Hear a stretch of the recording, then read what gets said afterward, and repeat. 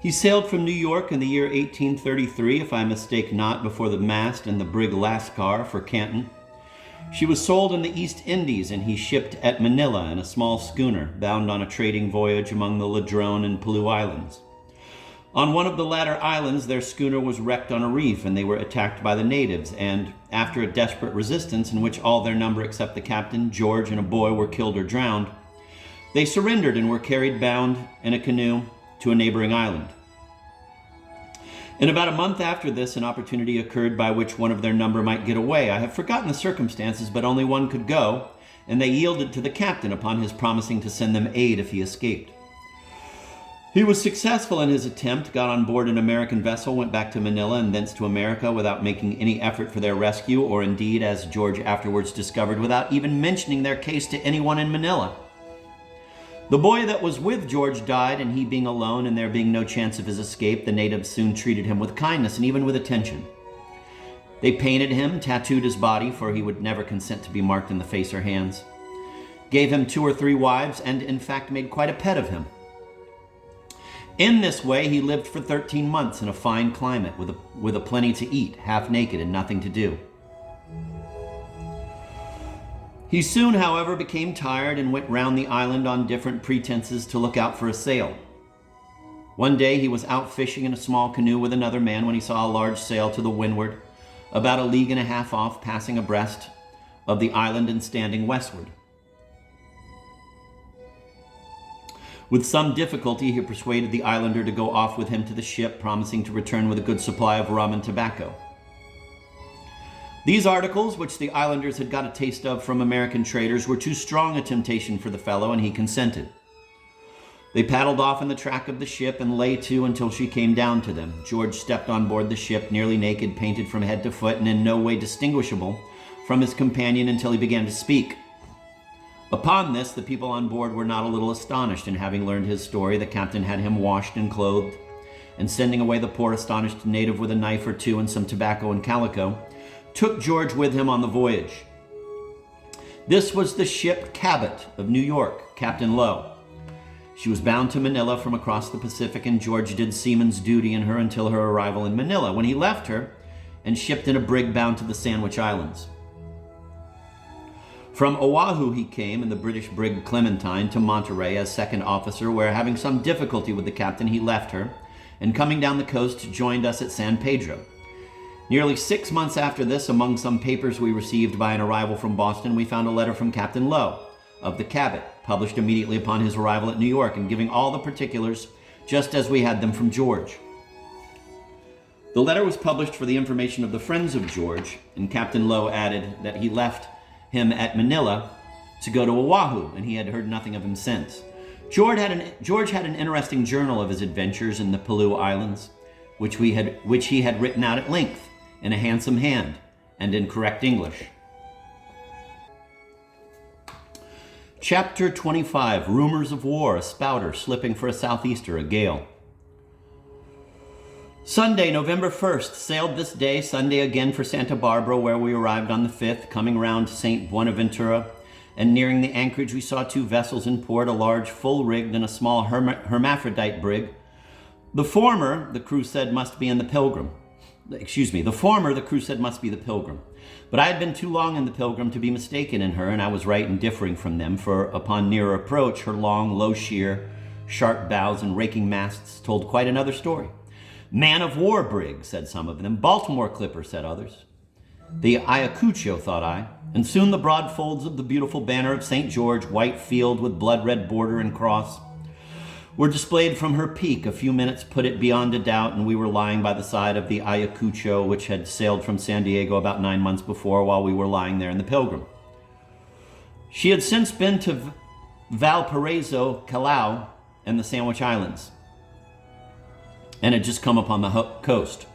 Her boat came on board, bringing Captain Wilson, and in half an hour the news was all over the ship that there was a war between the United States and France. Exaggerated accounts reached the forecastle. Battles had been fought, a large French fleet was in the Pacific, etc., etc., and one of the boat's crew of the Ayacucho said that when they left Callao, a large French frigate and the American frigate Brandywine, which were lying there, were going outside to have a battle, and that the English frigate Blonde was to be umpire and see fair play.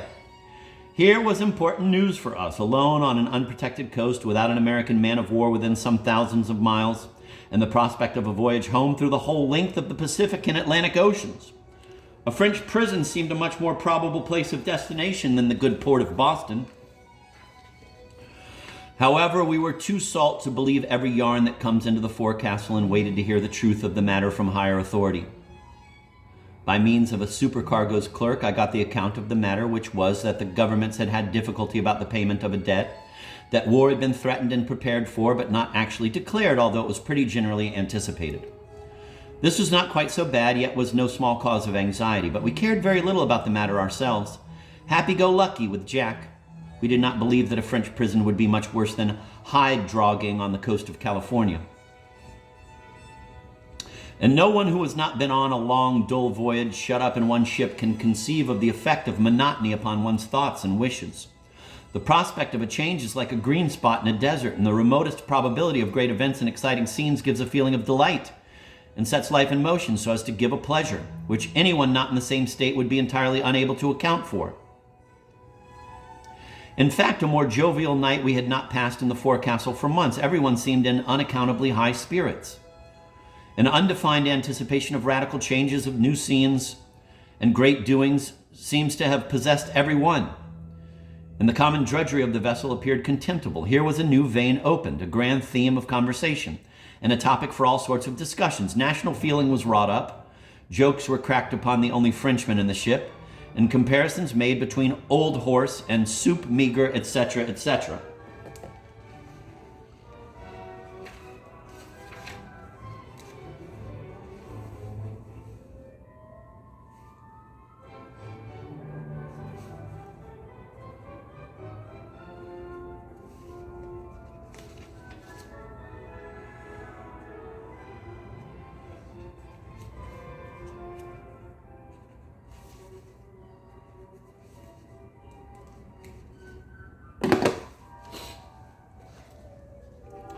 We remained in uncertainty as to this war for more than 2 months when an arrival from the Sandwich Islands brought us the news of an amicable arrangement of the difficulties. The other vessel which we found in port was the hermaphrodite brig Avon from the Sandwich Islands. She was fitted up in handsome style, fired a gun, and ran her ensign up and down at sunrise and sunset, had a band of 4 or 5 pieces of music on board, and appeared rather like a pleasure yacht than a trader. Yet in connection with the Loriotte, Clementine, Bolivar, Convoy, and other small vessels belonging to sundry Americans at Oahu, she carried on a great trade, legal and illegal, in otter skins, silks, teas, specie, etc. The second day after our arrival, a full-rigged brig came round the point from the northward, sailed leisurely through the bay, and stood off again for the southeast, in the direction of the large island of Catalina. The next day the Avon got under way, and soon in the same direction, bound for San Pedro. This might do for Marines and Californians, but we knew the ropes too well. The brig was never again seen on the coast, and the Avon arrived at San Pedro in about a week with a full cargo of Canton and American goods. This was one of the means of escaping the heavy duties the Mexicans lay upon all imports. A vessel comes on the coast, enters a moderate cargo at Monterey, which is the only custom house, and commences trading. In a month or more, having sold a large part of her cargo, she stretches over to Catalina, or other of the large uninhabited islands which lie off the coast, in a trip from port to port, and supplies herself with choice goods from a vessel from Oahu, which has been lying off and on the islands waiting for her. 2 days after the sailing of the Avon, the Loriotte came in from the leeward, and without doubt had also a snatch at the brig's cargo. Tuesday, November 10th, going ashore as usual in the gig just before sundown to bring off the captain, we found, upon taking in the captain and pulling off again, that our ship, which lay the farthest out, had run up her ensign. This meant sail ho, of course. But as we were within the point, we could see nothing. "Give way, boys, give way, lay out on your oars and long stroke," said the captain. And stretching to the whole length of our arms, bending back again so that our backs touched the thwarts, we sent her through the water like a rocket. A few minutes of such pulling opened the islands, one after another, in range of the point, and gave us a view of the canal, where was a ship under top-gallant sails, standing in with a light breeze for the anchorage. Putting the boat's head in the direction of the ship, the captain told us to lay out again, and we needed no spurring for the prospect of boarding a new ship, perhaps from home. Hearing the news and having something to tell of when we got back was excitement enough for us, and we gave way with a will. Captain Nye of the Loriotte, who had been an old whaleman, was in the stern sheets and fell mightily into the spirit of it. "Bend your backs and break your oars," said he. "Lay me on, Captain Bunker. There she flukes!"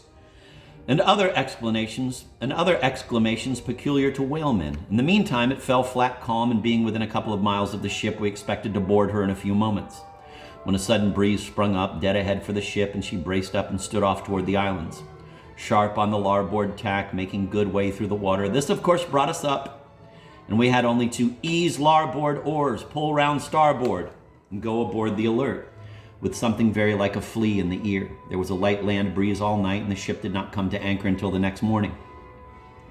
As soon as her anchor was down, we went aboard and found her to be the whale ship, Wilmington and Liverpool packet of New Bedford, last from the offshore ground with 1,900 barrels of oil. A spouter we knew her to be as soon as we saw her, by her cranes and boats and by her stump top-gallant masts, and a certain slovenly look to the sails, rigging, spars, and hull. And when we got on board, we found everything to correspond to spouter fashion. She had a false deck, which was rough and oily, and cut up in every direction by the chimes of oil casks. Her rigging was slack and turning white, no paint on the spars or blocks, clumsy seizings and straps without covers, and homeward-bound splices in every direction. Her crew, too, were not in much better order. Her crew, too, were not in much better order. Her captain was a slab-sided, shamble-legged Quaker in a suit of brown with a broad-brimmed hat and sneaking about decks like a sheep with his head down, and the men looked more like fishermen and farmers than they did like sailors.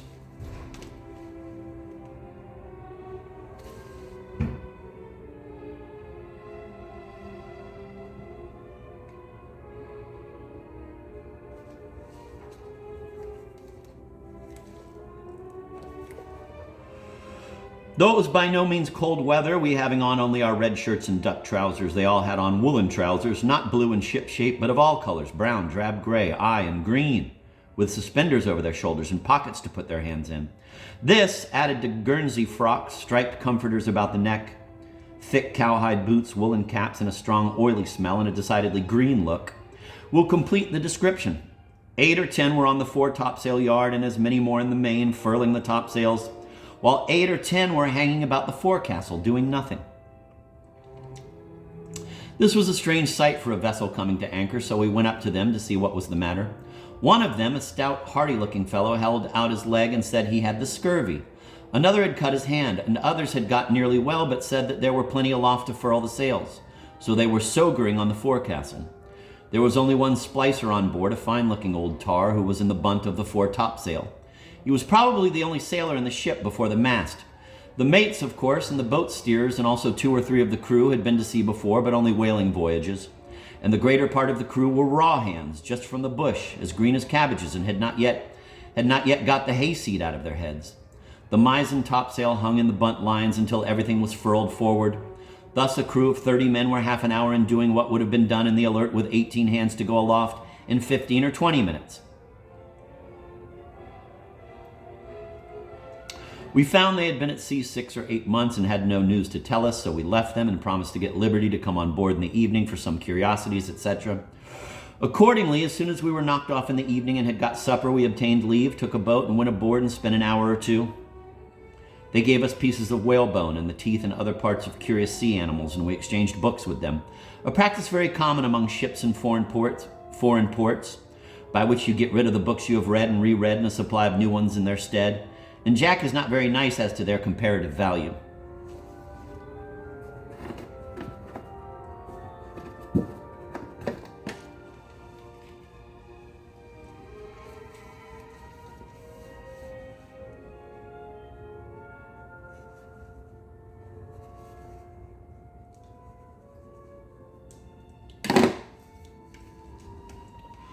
Thursday, November 12th. This day was quite cool in the early part, and there were black clouds about, but as it was often so in the morning, nothing was apprehended, and all the captains went ashore together to spend the day.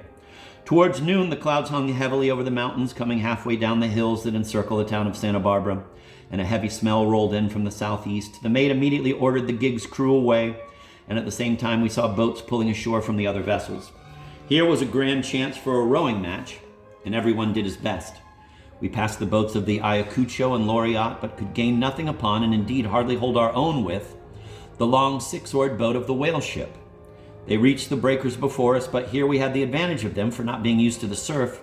They were obliged to wait to see us beach our boat, just as in the same place nearly a year before, we and the Pilgrim were glad to be taught by a boat's crew of Kanakas.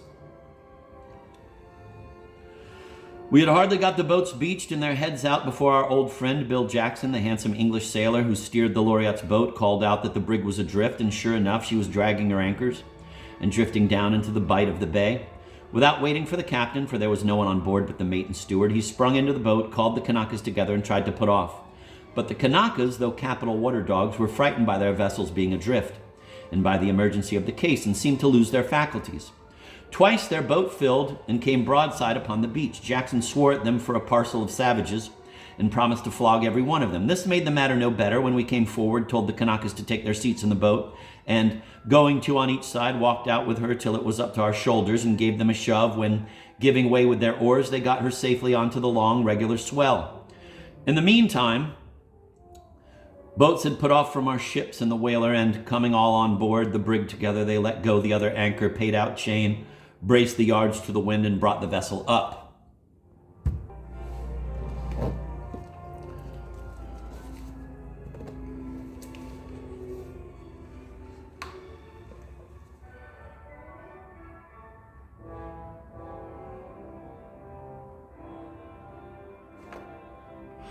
In a few minutes, the captains came hurrying down on the run, and there was no time to be lost, for the gale promised to be a severe one, and the surf was breaking upon the beach, 3 deep, higher and higher every instant. The Ayacucho's boat, pulled by 4 Kanakas, put off first, and as they had no rudder or steering oar, would probably have never have got off, had we not waded out with them as far as the surf would permit. The next that made the attempt was the whaleboat, for we, being the most experienced beachcombers, needed no help, and stayed till the last. Whalemen make the best boats cruise in the world for a long pull, but this landing was new to them, and notwithstanding the examples they had, they slewed round and were hove up, boat, oars, and men all together high and dry upon the sand. The second time they filled and had to turn their boat over and set her off again. We could be of no help to them, for they were so many as to be in one another's way without the addition of our numbers. The third time they got off, though not without shipping a sea which drenched them all and half filled their boat, keeping them bailing until they reached their ship. We now got ready to go off, putting the boat's head out, English Ben and I, who were the largest, standing on each side of the bows to keep her head on to the sea, 2 more shipping and manning the 2 after oars, and the captain taking the steering oar.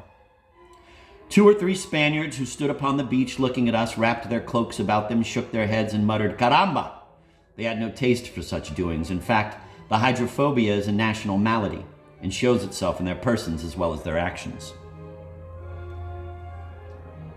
Watching for a smooth chance, we determined to show the other boats the way it should be done, and as soon as ours floated, ran out with her, keeping her head on, with all our strength and the help of the captain's oar and the 2 after oarsmen giving way regularly and strongly, until our feet were off the ground.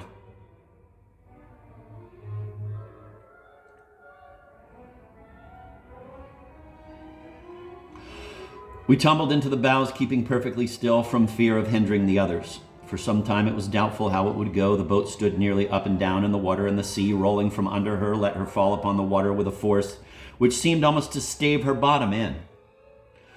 By quietly sliding 2 oars forward along the thwarts without impeding the rowers, we shipped 2 bow oars, and thus, by the help of 4 oars and the captain's strong arm, we got safely off, though we shipped several seas which left us half full of water.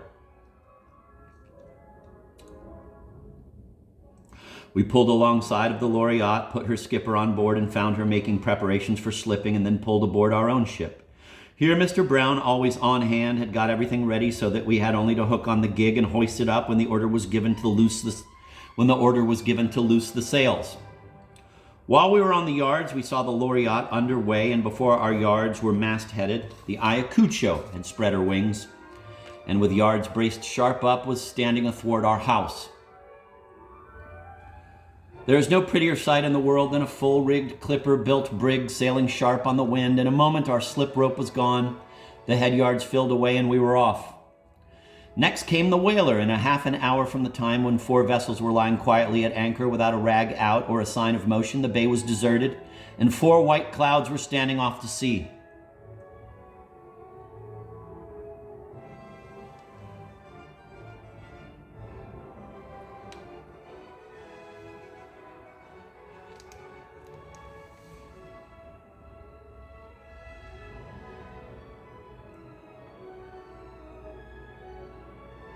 Being sure of clearing the point, we stood off with our yards a little braced in while the Ayacucho went off with a taut bow line, which brought her to windward of us. During all this day and the greater part of the night, we had the usual southeaster entertainment, a gale of wind, variegated and finally topped off with a drenching rain of 3 or 4 hours. At daybreak, the clouds thinned off and rolled away, and the sun came up clear. The wind, instead of coming out from northward as is usual, blew steadily and freshly from the anchoring ground. This was bad for us, for being flying light with little more than ballast trim, we were in no condition for showing off on a taut bow line, and had depended upon a fair wind, with which, by the help of our light sails and studding sails, we meant to have been the first at the anchoring ground. But the Ayacucho was a good league to windward of us and was standing in fine style. The whaler, however, was as far to leeward of us, and the Lorient was nearly out of sight among the islands up the canal. By hauling every brace and bow line and clapping watch tackles upon all the sheets and halyards, we managed to hold our own and drop the leeward vessels a little in every tack. When we reached the anchoring ground, the Ayacucho had got her anchor, furled her sails, squared her yards, and was lying as quietly as if nothing had happened for the last 24 hours.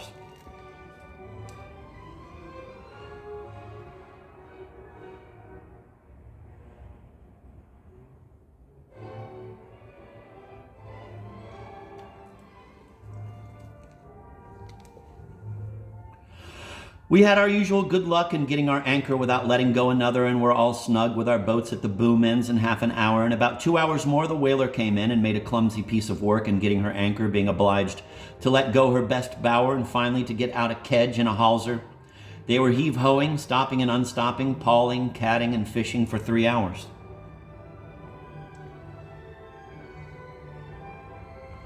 And the sails hung from the yards all the afternoon and were not furled until sundown. The Lorient came in just after dark and let go her anchor, making no attempt to pick up the other until the next day. This affair led a great dispute as to the sailing of our ship in the Ayacucho. Bets were made between the captains, and the crews took it up in their own way. But as she was bound to leeward and we were to windward, and merchant captains cannot deviate, a trial never took place. And perhaps it was well for us that it did not, for the Ayacucho had been 8 years in the Pacific in every part of it. Valparaiso, Sandwich Islands, Canton, California, and all, and was called the fastest merchantman that traded in the Pacific, unless it was the brig John Gilpin and perhaps the ship Ann McKim of Baltimore. Saturday, November 14th. This day we got underway with the agent and several Spaniards of note as passengers bound up to Monterey. We went ashore in the gig to bring them off with their baggage and found them waiting on the beach and a little afraid about going off as the surf was running very high. This was nuts to us, for we liked to have a Spaniard wet with salt water, and then the agent was very much disliked by the crew, one and all. And we hoped, as there was no officer in the boat, to have a chance to duck them, for we knew that they were such Marines that they would not know whether it was our fault or not. Accordingly, we kept the boat so far from shore as to oblige them to wet their feet in getting into her, and then waited for a good high comber, and letting the head slew a little round, sent the whole force of the sea into the stern sheets, drenching them from head to feet. The Spaniards sprang out of the boat, swore and shook themselves, and protested against trying it again, and it was with the greatest difficulty that the agent could prevail upon them to make